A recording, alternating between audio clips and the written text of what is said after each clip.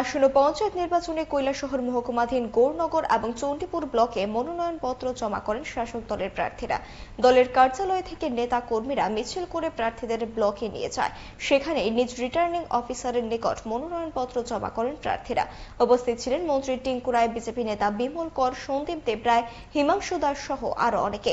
গোটা দেশের সাথে রাজ্যেও বাম কংগ্রেসের অস্তিত্ব নেই বলে স্পষ্ট জানিয়ে দেন মন্ত্রী টিঙ্কু রায়।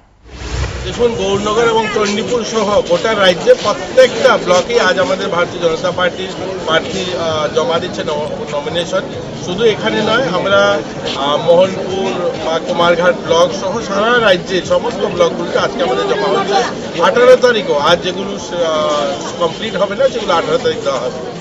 একটাই বলবো যে মানুষের উৎসাহ, যারা নমিনেশন দিচ্ছে বা আমাদের সমর্থক যারা, সবাই উন্নয়নের জন্য ভোট দিচ্ছে। মূলত উন্নয়নের যে প্রথম যেটা ধাপ বলবো সেটা হচ্ছে পঞ্চায়েত দিয়েই মানুষের দরজা পর্যন্ত পৌঁছানো কাজ। তো মানুষ দেখেছে এর আগের 5 বছর মানুষের জন্য যেভাবে জীবনমান উন্নয়নের জন্য কাজ করেছে। এবারও আমরা প্রত্যাশা নিয়ে মানুষের দরজায় যাব ভোট চাইতে। আজ নমিনেশন হচ্ছে যে মানুষ যেন আবারও 5 বছরের জন্য আশীর্বাদ করেন, মানুষের সেবা করেন।